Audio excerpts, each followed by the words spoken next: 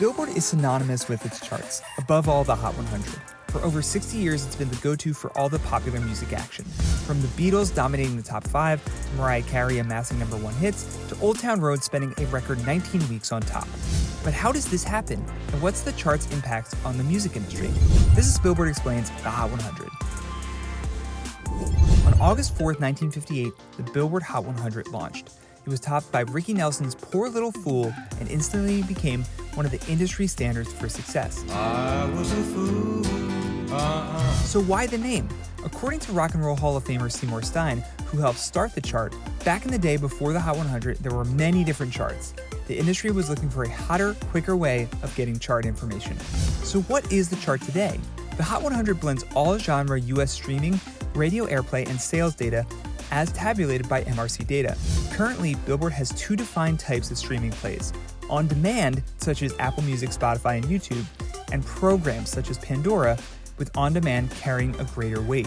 Paid tier streams are weighted higher than those on ad-supported tiers or services. Radio play is made up of audience impressions, and good old-fashioned pure sales from sources like Amazon and iTunes help complete the formula. On average, streaming pulls the heavy lifting for songs in the Hot 100, followed by radio play, then sales. Now, a #1 song can signal future success for an artist. Olivia Rodrigo's debut single, Driver's License, which debuted at #1, Got my driver's license last week. was quickly followed by a second chart topper with Good For You. And sometimes it's the fans who help an artist land a #1 hit. Cardi B's Barty Gang famously helped push her single Bodak Yellow to the summit in a culturally defining moment for female hip-hop. And Mariah Carey, whose first #1 was Vision of Love in 1990, was overwhelmed when in 2019, her fans, the Lambs, streamed, bought, and listened to her Christmas classic, All I Want for Christmas Is You, enough to hit #1 25 years after its release.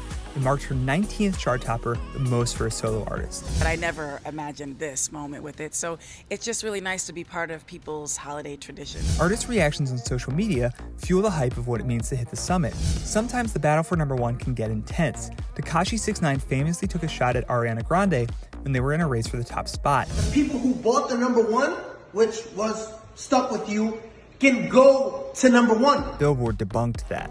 And in 2013, Nicki Minaj and Mariah Carey famously got into an argument on American Idol about achieving a Hot 100 #1. Again, back to the Billboard Hot 100 #1 song, which you just performed, which is difficult to get. Not everybody has that. From the biggest Hot 100 #1 of all time, Chubby Checkers The Twist, to Michael Jackson and Katy Perry's tied record of 5 #1s each from a single album, to BTS's recent domination of 5 chart toppers in less than a year, over 6 decades in, new history is still being made on the Hot 100 chart every single week.